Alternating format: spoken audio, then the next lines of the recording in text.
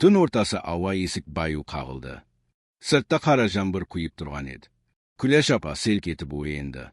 Ол соңғы 11 жыл бойы әрбір түнде, әрбір есік сықырлаған сайын осылай шошып оянатын. Көкірегін кернеген үрей мен үміт бір-бірімен арпалысып, тынысы тарылатын. Ол төсегінен байу көтеріліп, қалтыраған қолдарымен ескі шапанын иығына жамылды.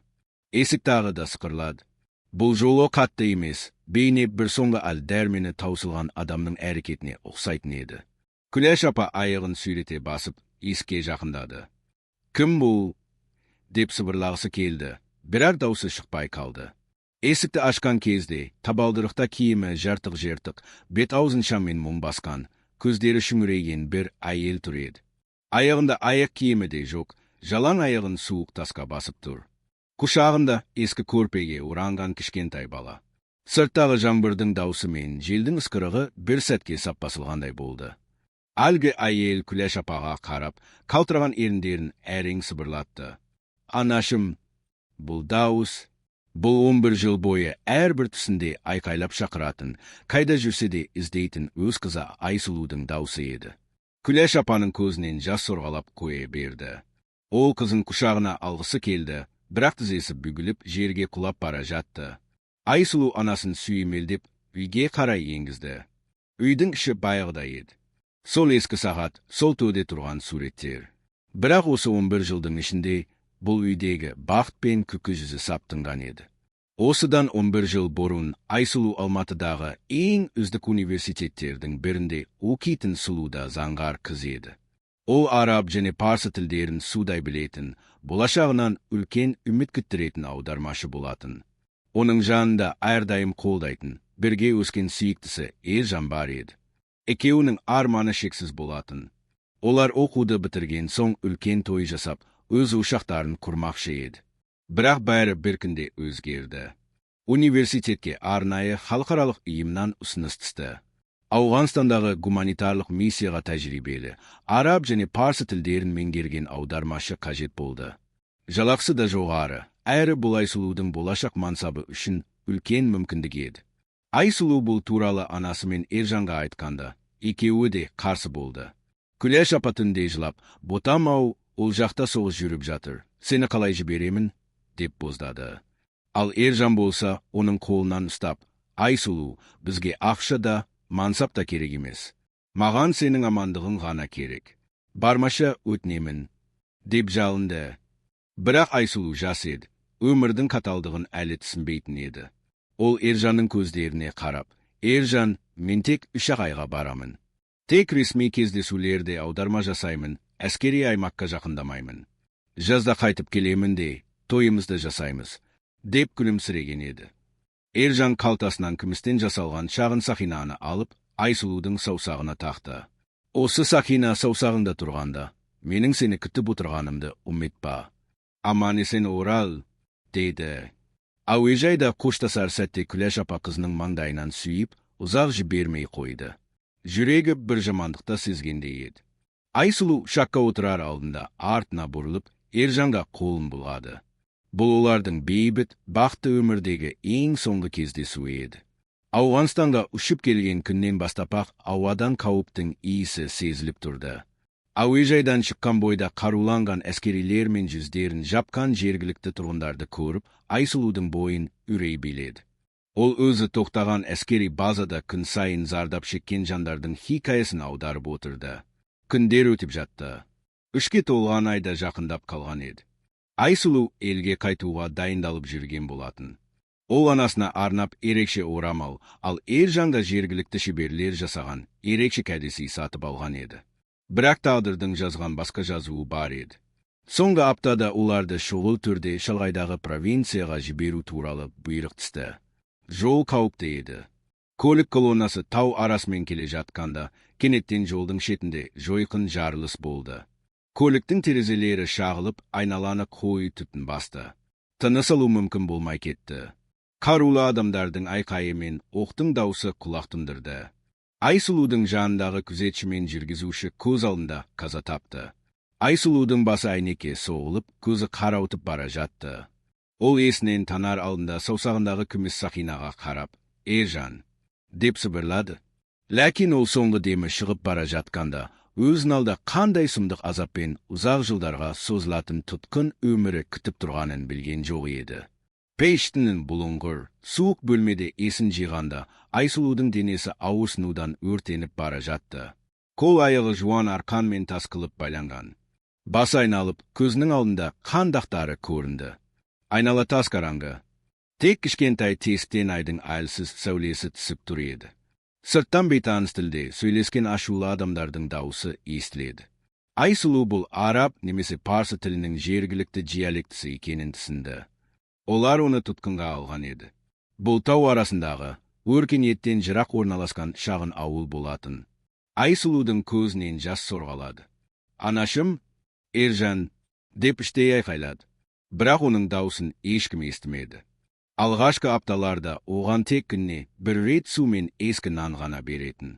Оны бөлмеден мүлде шығармады. Алматыда болса, Айсұлудың хабары жетпей, үлкен дабыл қағылды. Аскери үйім Айсұлудың көлігі өртеніп кеткенін, қасындағы адамдардың бәрі қаза тапқанын хабарлады. Күләш апаға Айсұлудың қайтыс болғаны туралы қаралы қағаз келді. Ержан бұл хабарды естігенде есінен танып қала жаздады. Ол айлар бойы Ауғанстанға барудың, қызды іздеудің жолын іздеді. Бірақ ол кезде соғыс өрті өршіп тұрған еді. Қарапайым адамға ол жаққа өту мүмкін емес болатын. Айсұлу болса, суық зынданда күндерін санаумен болды. Ол қабырғаға өткір таспен сызық тартып отырды. 2 ай, 6 ай, 1 жыл. Жылдар өте келе қабырғадағы сызықтар да шатасып, Айсұлу уақыттың есебінен айырыла бастады. Бірде, түн ортасында ауыл тұрғындарының бәрі ұйқыда жатқанда, Айсұлу еске байланған шынжырдың сәл босап тұрғанын байқады. Жүрегі тоқтап қала жаздады. Бұл оның жалғыз мүмкіндігі еді. Ол қолдарын ауыртып, арқанды баю шеше бастады. Терісі сыпырылып, қанаса да ауырсынуға шыдады. Саусақтары дірілдеп жүріп, арқанды шешті. Содан соң шынжырды дыбыс шығармай баю жылжытты. Есік ақырын сықырлап ашылды. Айсұлу сыртқа шықты. Бұлыңғыр түн. Таудың суық желі бетін сүйіп өтті. Ол 1 жылдан бері алғаш рет таза ауаны жұтты. Ештеңеге қарамастан, таудың тасты соқпағымен төмен қарай тұра қашты. Аяғында аяқ киім жоқ. Өткір тастар табанын тіліп, қан ағып жатты. Бірақ ол тоқтамады. Қашу керек. Елге оралу керек. Анама жетуім керек. Деген жалғыз ой оны алға сүйреді. Бірақ ол 3 шақырымдай қашып үлгергенде, артынан иттердің үргені мен қарулы адамдардың айқайы естілді. Ауылдағылар тұтқынның қашқанын байқап қалған еді. Таудың арасында түнде жол табу мүмкін емес болатын. Көп ұзамай артынан атпен қуған адамдар жетті. Айсұлуды жерге құлатып, аюсыз соққыға жықты. Қарулы командир Айсұлудың шашынан ұстап, көзіне қарады. Сен бұл таулардан ешқашан тірі кете алмайсың. Сенің үйіңде, көр қабіріңде осы жер болады, деді суық үнмен. Оны қайтадан ауылға сүйреп алып келіп, бұрынғыдан да тар, терезесі жоқ қараңғы бөлмеге жауып тастады. Және аяғына ауыр шынжыр салып қойды. Айсұлу бұл жолы үмітінің толық үзілгенін сезді. Ол суық таста жатып, түні бойы жылады. Ержан, маған көмектесші.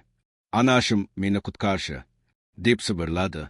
Бірақ жауап орнына тек тау желінің ысқырығы ғана естіледі. Екінші рет қашуға әрекеттенгеннен кейін Айсұлу үшін өмір мүлде басқа арнаға бұрылды. Оның аяғындағы ауыр шынжырды 3 ай бойы шешпеді. Суық бөлменің ішінде жалғыз жатып, ол өз жастық шағының армандарының қалай солып бара жатқанын сезді. Күндер айларға, айлар жылдарға ұласты. Бірақ адам баласы әрқандай жағдайға да көндігеді екен. Айсұлуда тірі қалудың жалғыз жолы осы ортаға бейімделу екенін түсінді. Ол ауылдағы әйелдермен ақырындап сөйлесе бастады. Парсы және араб тілдерін жетік білетіндіктен, ол жергілікті диалектіні тез меңгеріп алды. Ауылда дәрігер, медициналық көмек көрсететін адам жоқ еді. Айсұлу университетте оқып жүргенде алғашқы медициналық көмек көрсету курстарын өткен болатын. Ол жараланғандардың жарасын таңуды, ауырған балаларға шөптен дәрі жасап беруді қолға алды.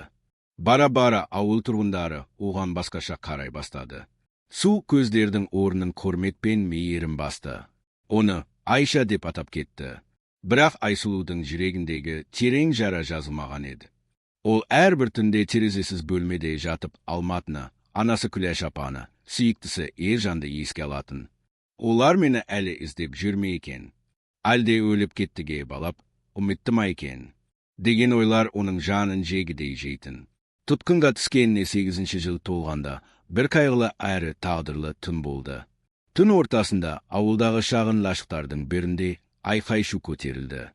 Ауылдың бір жас келіншегі босана алмай, қиналып жатқан еді. Ер адамдар Айсұлудың бөлмесіне келіп, оны шұғыл түрде алып кетті. Айсұлу лашыққа кіргенде, ананың жағдайы өте ауыр екенін көреді. Қан тоқтамай, келіншектің дәрмені таусылып бара жатқан болатын. Айсұлу таңға дейін көз ілмей, жас ананың жанында болды. Түнгі сағат 4 шамасында үйде кішкентай нәрестенің шыңғырған даусы естілді. Саби аман-есен дүниеге келді. Бірақ өкінішке орай, жас ананың денесі суып бара жатты. Ол соңғы демі шығарда Айсұлудың қолынан ұстап, баласына қарап сыбырлады. Оның көздерінде өтініш пен жалыныш бар еді. Келіншек соңғы демін берді. Айсұлу қолында шырқырап жылап жатқан кішкентай нәрестені құшағына алды. Сол сәтте оның 8 жыл бойы тоң болып қатып қалған жүрегі жібіп, көзінен жас сорғалай бастады. Ол нәрестені өңіріне қысып, қорқып жылама, ботам. Мен сені тастамаймын, деп сыбырлады. Ол бұл баланың атын қазақша Аман деп қойды. Өйткені бұл бала соғыс пен ажалдың ортасында аман қалған еді. Сол күннен бастап Айсұлу үшін өмірдің жаңа парағы ашылды. Ол Аманды өз баласыдай бағып қақты. Оған ана болды. Аман өскен сайын Айсұлудың өмірге деген құштарлығы қайта оянды.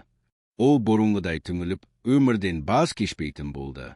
Өйткені енді оның қорғайтын, өсіретін, жауапты болатын кішкентай адамы бар еді.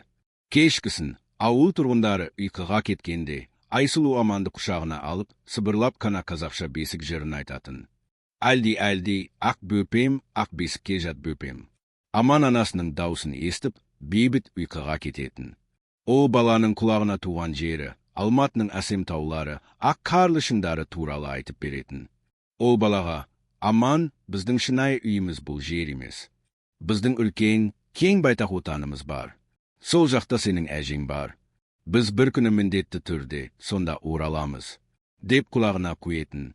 Жылдар өте берді. 1980 жылдардың соңына қарай Ауғанстандағы саяси жағдай күрт өзгерді. Кеңес әскерлері елден шығарыла бастады. Тау арасындағы ауылдарда да бейберекеттік пен үрей көбейді.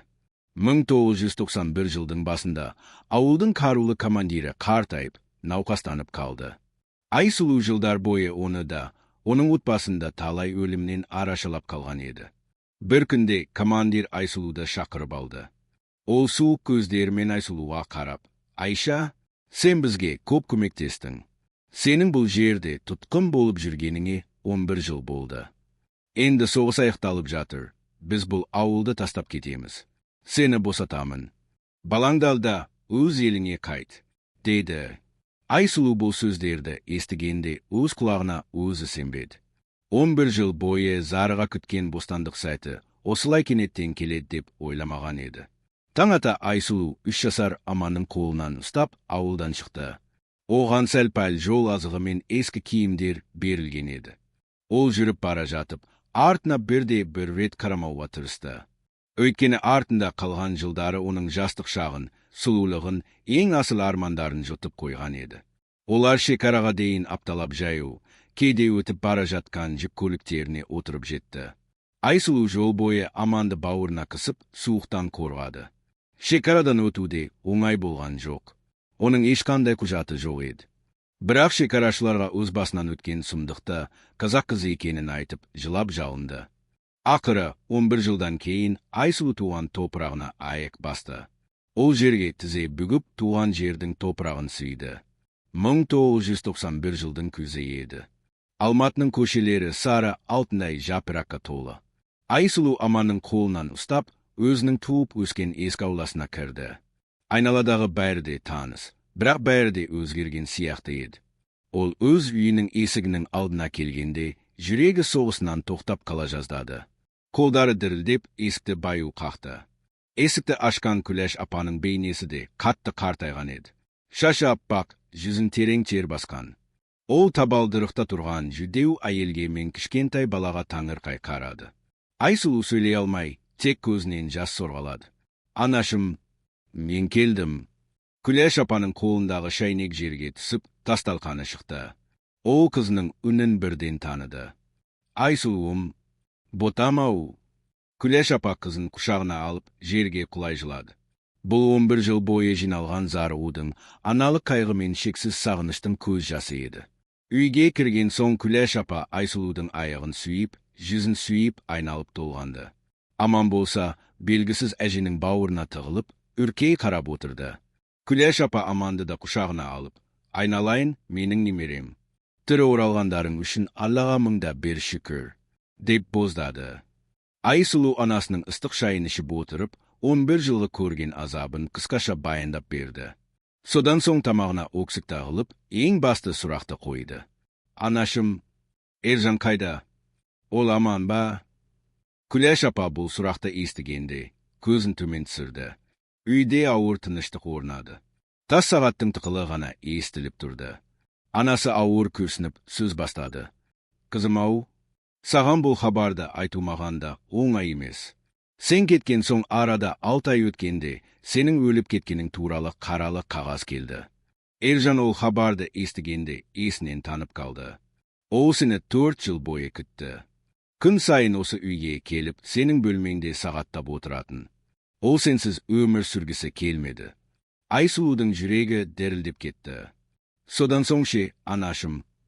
Содан соң, оның ата-анасы өтініп, оны үйлендірді. Ержан қазір басқа отбасын құрған. Оның кішкентай қызы бар.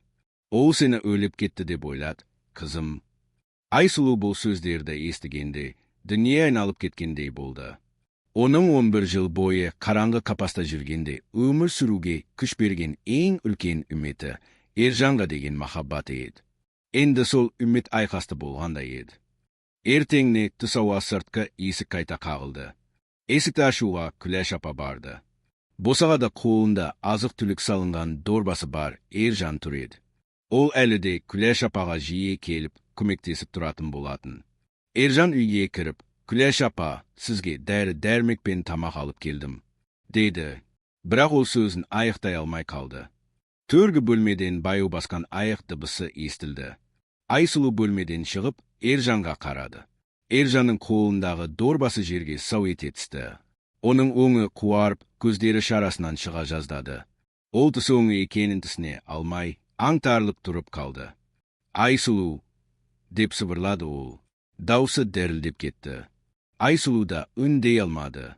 Екеуінің арасында 11 жылдық сағыныш, орындалмаған армандар, өкініш пен өрттей жанған махаббат тұр еді. Ержан ақырын жақындап, Айсұлудың жүзіне қолын тигізді. Сен тірсің бе? Бұл түс емес пе? Ержанның көзінен жас сорғалап қоя берді. Ол Айсұлуды құшағына алғысы келді, бірақ Айсұлу сәл кейін шегінді. Ол бұрышта қорқып тұрған кішкентай Аманды бауырына тартты. Ержан Аманға қарап, содан соң Айсұлудың саусағына қарады. Айсұлудың саусағында байығы күміс сақина әлі де тағылып тұрған еді. Ол сақина 11 жыл бойы тастамай таққан, даланың суығында да, тұтқынның азабында да шешпеген жалғыз тұмары болатын. Ержан жерге тізе бүгіп, өкіріп жылады. Кешір мені, Айсұлу, кешір мені. Мен сені күттім. 4 жыл бойы күн сайын өлімді тіледім. Бірақ ата-анамның сөзін жерге тастай алмадым. Мен сені өліп кетті деп ойладым. Айсұлу да көз жасына ерік берді. Ол Ержанның жанына отырып, оның иығынан ұстады. Ержан, сенің ешқандай кінәң жоқ. Сен де, мен де тағдырдың жазуына қарсы тұра алмадық. Сен маған берген уәдеңде тұрдың, мен де сақинаңды сақтадым. Ержан Айсұлудың қолдарынан ұстап, Айсұлу, кетейік бұл жерден. Мен бәрін тастаймын. Біз қайтадан бәрін басынан бастаймыз, деді жалынып. Бірақ Айсұлу бас шайқады. Оның көздерінен шексіз мұң мен даналық көрінді. Жоқ, Ержан, сенің қазір жарың бар, кішкентай қызың бар. Мен өз бақытымды өзге бір әйелдің көз жасы мен сәбидің уайымына құра алмаймын. Сен өз отбасыңа қайт. Erjan Aysuludың бұл сөздерінен соң үнсіз қалды. Ол бұл қыздың қаншалықты жомарт, қаншалықты биік жан екенін тағы бір мәрте түсінді. Айсулу өз махаббатын, өз бақытын өзге бір бейуаз жанның амандығы үшін құрбан етіп тұр еді. Erjan орнынан баяу көтерілді. Ол саусағындағы дәл өзіндегі күміс сақинаны шешіп, Айсулудың алақанына қойды. Бұл сақина сенде қалсын. Сен менің өмірімдегі ең сұлу, ең асыл естелік болып қаласың, деді. Ол соңғы рет Айсулудың көздеріне қарап, бұрылды да үйден шығып кетті. Есік жабылғанда Айсулу егіліп жылады. Бұл оның өткен өмірімен, орындалмаған жастық армандармен соңғы рет қоштасуы еді. Жылдар жылжып өте берді. Айсулу Алматыдағы мектептердің бірнеше шет тілі пәнінің мұғалімі болып жұмысқа орналасты. Ол өзінің көрген азабын, тұтқында өткен жылдарын ешкімге міндет қылмады. Ол тек болашаққа, баласы Аманның болашағына сеніммен қарады. Аман да ержетті. Ол анасының асыл тәрбиесін алып, өте ақылды, мейірімді азамат болып өсті. Ол анасының қандай қиындықпен өзін өсіргенін білетін, сол себепті анасының алақанын ыстық ықыласпен сүйіп, әрдайым қасында болды. Күләш апа да қызы мен немересінің амандығын көрген соң, бірнеше жылдан кейін тыныш қана бақилық болды.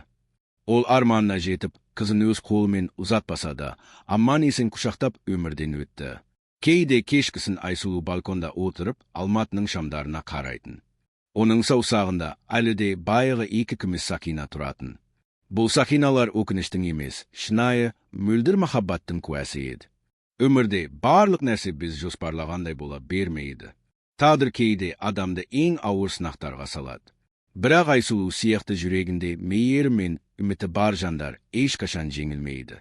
Ол өзінің махаббатын жоғалтқанымен өмір сүрудің ең үлкен мәнін, аналық бақытты тапқан еді. Адам баласы үшін ең бастысы, кез келген суық пен қараңғылықта да адамдық келбетті, жүректегі жылуды жоғалтпау. Тағдырдың жазған әрбір күніне ризашылықпен қарау.